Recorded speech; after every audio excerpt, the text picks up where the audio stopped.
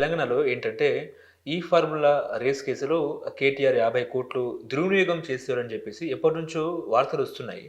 మొన్న దసరాకు కూడా పొంగులేటి శ్రీనివాసరెడ్డి మంత్రి గారు బాంబు పేలుస్తామని చెప్పారు. అది ఆయన మాట్లాడారు మీడియా ముందు. సో, ఇప్పుడు కేటీఆర్ అరెస్ట్ అవుతారు అని చెప్పి, అదేవిధంగా ఢిల్లీలో గవర్నర్ అనుమతి కోరారు. కేంద్ర ప్రభుత్వం కూడా గ్రీన్ సిగ్నల్ ఇచ్చింది అని చెప్పేసి ఒక చర్చ నడుస్తుంది. ఏంటి సార్ కేటీఆర్‌ను అరెస్ట్ చేయాలంటే గవర్నర్ అనుమతి తప్పనిసరిగా తీసుకోవాలంటారా? ఇప్పుడు మేము కూడా కొంచెం దీని మీద విశ్లేషణ చేశాం. ఓకే. పార్లమెంటరీ ప్రొసీజర్స్ తెలిసినోళ్ళం కూర్చొని హ్మ్. మేము చర్చ చేయడమే కాక ఇతరులను కూడా డిస్కస్ చేసినాం. హ్మ్. ఇప్పుడు కేటీఆర్ వచ్చి శాసనసభ్యుడు మాత్రమే, మంత్రి అవును. కూడా కాదు. హ్మ్. శాసనసభ్యుడికి తీసుకోవాల్సిన అవసరం ఉందా గవర్నర్ అనుమతి అనేది మేము కూడా అంతర్గతంగా చర్చించుకున్నప్పుడు హ్మ్. పెద్ద అవసరం లేదు. కాకపోతే తీసుకునే దానివల్ల తప్పేం లేదు. ఎందుకంటే గవర్నర్ గారి పర్మిషన్ తీసుకున్నప్పుడు దాని విశ్లేషణ చేసేదానికి కానీ విమర్శించేదానికి కానీ అవకాశం ఉండదు. ఒక ప్రైమా ఫేసి ఏమిట్రా అని అంటే ఈ ఫార్ములా రేస్లో ఫస్ట్ విడత జరిగింది. నెక్స్ట్ ఫస్ట్ విడత జరిగినప్పుడు వాళ్ళకి లాభాలు రాలేదు. లాభాలు రాకపోతే ఒక పార్ట్నర్ వెనక్కు చల్లుకున్నాడు. వెనక్కు చల్లుకున్నప్పుడు దాన్ని ప్రోత్సహించాలా అని చెప్పి 50,00,00,000 మంజూరు చేసినామని టీఆర్ఎస్ వాదిస్తున్నారు, బీఆర్ఎస్. కానీ 50,00,00,000 రిలీజ్ చేసే విధానం ఉంది కదా, విధానానికి ఒక పద్ధతులు ఉంటాయి. క్యాబినెట్ ఆమోదం కానీ లేదు, క్యాబినెట్ ఆమోదం లేదు, ప్రభుత్వ ఆమోదం లేదు, తర్వాత మరి ఈ ఈడీ నుంచి పర్మిషన్ లేవు. ఎందుకంటే ఇది విదేశీ మనీలో పే చేశారు. పే చేసినప్పుడు రిజర్వ్ బ్యాంకు నుంచి కొన్ని పర్మిషన్స్ తీసుకోవాల్సింది ఉంటాయి, తీసుకోలేదు. కానీ అగ్రిమెంట్ ఎంటర్ కాకముందే పే చేసినారని మరొక ఆరోపణ. ఇవన్నీ ఇల్లీగాలిటీస్ ఉన్నాయి. ఒకటి అగ్రిమెంట్ కాకముందే చేసుకోవడం, ఒకటి విదేశీ మార్గంలో పే చేస్తున్నారు కాబట్టి రిజర్వ్ బ్యాంక్ పర్మిషన్ తీసుకోవడం, ఒకటి ఈ ప్రభుత్వ అనుమతి కానీ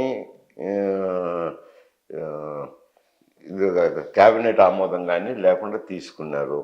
హెచ్ఎండిఏ పే చేసింది. హెచ్ఎండిఏకు అరవింద్ కుమార్ గారు ఉన్నారు. అందువల్ల వాళ్ళిద్దరు అరవింద్ కుమార్ను విచారించినప్పుడు ఆయన ఏం చెప్పారంటే కేటీఆర్ గారు చెప్తేనే, మంత్రి గారు చెప్తేనే చేసినారు కాబట్టి కేటీఆర్ పేరు కూడా వచ్చింది. అందువల్ల అవినీతి నిరోధక శాఖకు హ్యాండ్ ఓవర్ చేసేటప్పుడు ఎందుకైనా మంచిది అని చెప్పి గవర్నర్ గారి పర్మిషన్ కూడా తీసుకున్నారు. తీసుకోవాల్సిన అవసరం లేదు, అయినా అని తీసుకున్నారు. ఇప్పుడు కేటీఆర్‌ని అరెస్ట్ చేస్తే తెలంగాణలో మళ్ళీ సెంటిమెంట్ రేకెత్తించే అవకాశం లేదంటారా? ఇప్పుడు ఇది డబ్బు అయితే ట్రాన్స్ఫర్ చేసినారు కదా, లోపాలు అయితే ఉన్నాయి కదా. హ్మ్. లోపాలు ఉన్నప్పుడు లోపం ప్రకారము చట్టం చర్యలు తీసుకుంటుంది. తీసుకున్నప్పుడు బీఆర్ఎస్ కూడా దాన్ని పొలిటికల్ అడ్వాంటేజ్గా మలుచుకునే దానికి ప్రయత్నం చేస్తారు.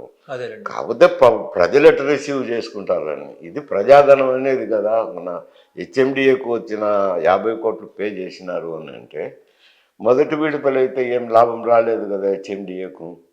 ఈ రెండో విడతకు అడ్వాన్స్గా పే చేసినారు. రెండో విడత జరగను లేదు, డబ్బేమో పోయింది. అది ఎవరి డబ్బు? Tax payers money. అంటే హైదరాబాద్ మున్సిపల్ కార్పొరేషన్లో ఉన్న వాళ్ళు ఇంటి పన్ను అయితేనేమి, నీటి పన్ను అయితేనేమి, లేఅవుట్ పర్మిషన్లు అయితేనేమి ఈ డబ్బే కదా అన్న. ప్రజల సొత్తు వినియోగించేటప్పుడు అది మళ్ళీ ప్రజలకు ఉపయోగపడేటట్టు ఉండాలి. ఈ ఫార్ములా రేసింగ్ చేయొచ్చు. ఏది తెలంగాణ ప్రభుత్వానికి మంచి పేరు రావాలనో, పేరు ప్రఖ్యాతులు రావాలనో చేసిండొచ్చు. చేసిన దాంట్లో రెవెన్యూ అనేది రావాలి కదా, ట్యాక్స్ పేయర్స్ మనీ వెనక్కి రావాలా, రాలేదు. రెండోది అది జరగను లేదు, డబ్బు అయితే పోయింది. దానికి జవాబు అయితే చెప్పాలి కదా. మంత్రిని అని చెప్పి బుద్ధి పుట్టినట్టు నేను చేసేదానికి లేదు కదా.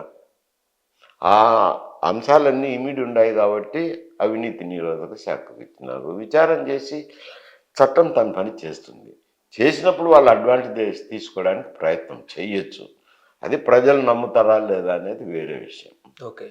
ఇప్పుడు విద్యుత్ కొనుగోలు అంశంలో కూడా ఆహ్, కొంచెం గందరగోళం జరిగిందని జెప్పేసి కేసీఆర్ మీద ఆరోపణలొస్తున్నాయి.